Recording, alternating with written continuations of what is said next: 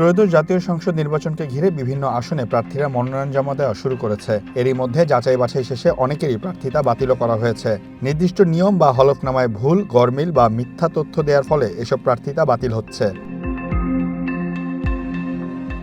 কক্সবাজার ২ মহেশখালী কুতুবদিয়া আসনে জামায়াত ইসলামীর হেভিওয়েট প্রার্থী ও দলের কেন্দ্রীয় সহকারী secretary general AHM Hamidur Rahman আজাদের মনোনয়ন বাতিল করা হয়েছে। মনোনয়নপত্র যাচাই বাছাই শেষে শুক্রবার সন্ধ্যায় এই সিদ্ধান্ত জানান জেলা রিটার্নিং কর্মকর্তা ও জেলা প্রশাসক। জেলা প্রশাসক কার্যালয় থেকে জানানো হয়, হামিদুর রহমানের বিরুদ্ধে আদালত অবমাননার মামলা রয়েছে, আর এই মামলার তথ্য গোপন করায় এমন সিদ্ধান্ত নেওয়া হয়েছে।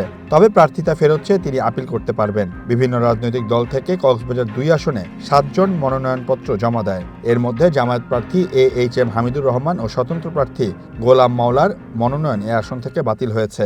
গণপ্রজাতন্ত্রী আদেশ ৭২-১ অনুচ্ছেদের বিধান অনুসারে এখানে যেটা বলা হয়েছে, ইন্টারন্যাশনাল ক্রাইম ট্রাইব্যুনালের অধীন সংগঠিত অপরাধী দোষী সাব্যস্ত হয় আদালত কর্তৃক একটা হয়েছে, ঠিক আছে।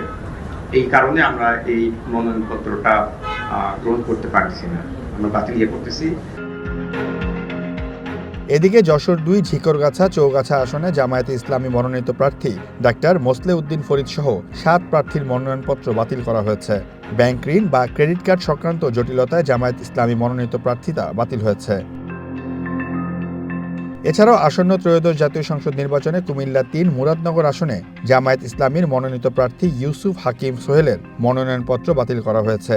অসম্পূর্ণ হলফনামা এবং হলফনামায় সব তথ্য না দেওয়ায় তার মনোনয়নপত্রটি বাতিল করেন রিটার্নিং কর্মকর্তা।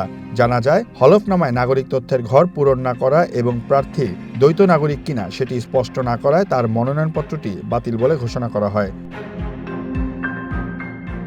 মনোনয়ন বাতিল হওয়া প্রার্থীরা নির্বাচন কমিশনে আপিল করে প্রার্থিতা ফিরে পাওয়ার সুযোগ রয়েছে। Seoul Ahmed, one news, Dhaka.